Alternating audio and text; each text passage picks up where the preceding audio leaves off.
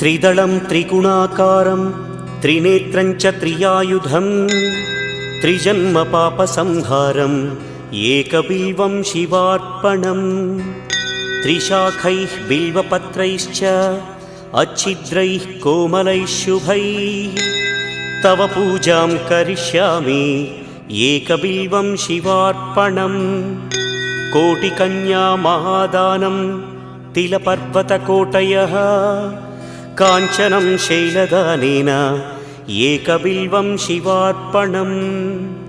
काशीक्षेत्रनिवासं च कालभैरवदर्शनं प्रयागे माधवं दृष्ट्वा एकबिल्वं शिवार्पणम् इन्दुवारे व्रतं स्थित्वा